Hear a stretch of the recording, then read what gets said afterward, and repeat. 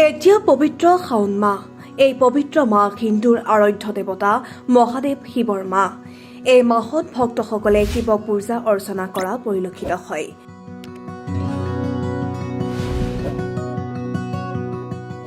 মঠ মন্দিৰত মহাদেৱক দৰ্শন কৰিবলৈ ভিৰ কৰে ভক্তগণে।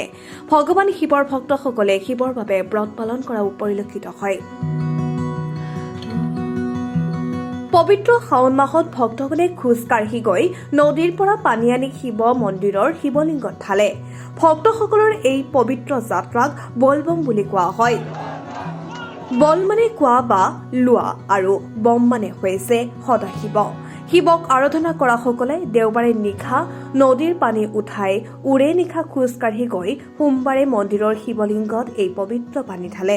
এই বলবম যাত্ৰাৰ সময়ত ভক্তসকলে গেৰুৱা বসন পৰিধান কৰাও দেখিবলৈ পোৱা যায়। যাত্ৰীসকলে মুখেৰে বলবম বুলি কোৱা উচ্চাৰণ কৰি পানী ঢালিবলৈ যোৱা পৰিলক্ষিত হয়।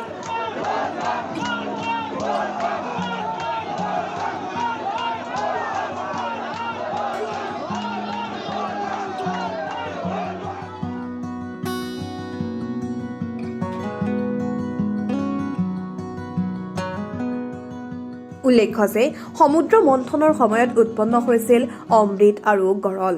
মন্থনত উৎপন্ন হোৱা বিষৰ প্ৰভাৱৰ বাবে সকলোকে ৰক্ষা কৰিবলৈ মহাদেৱে প্ৰাণ কৰিছিল এই বিষ খাই নীলকণ্ঠ হোৱা মহাদেৱৰ কথা আমি সকলোৱে জানো। শিৱক বিষৰ ক্ষতিৰ পৰা ৰক্ষা কৰিবলৈ দেৱতাসকলে শিৱৰ গাত পবিত্ৰ জল ঢালিছিল। সেয়েহে ভক্তসকলে মহাদেৱৰ গাত পবিত্ৰ শাওণত বলবম যাত্ৰা কৰি ঢালে পবিত্ৰ জল। এই যাত্ৰাক কাৱৰ যাত্ৰা আৰু যাত্ৰীসকলক কাৱৰীয়া বুলিও কোৱা হয়।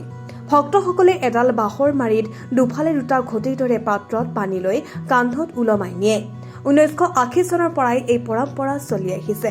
প্ৰথম অৱস্থাত উত্তৰ ভাৰতত এই প্ৰথা জনপ্ৰিয় আছিল যদিও সম্প্ৰতি সমগ্ৰ ভাৰততে পালন কৰা হয় এই বিশেষ দিনটো।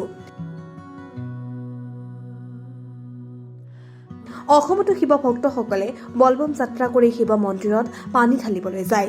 এনেদৰেই এই পবিত্ৰ শাওণ মাহটো পালন কৰে শিৱ ভক্তসকলে।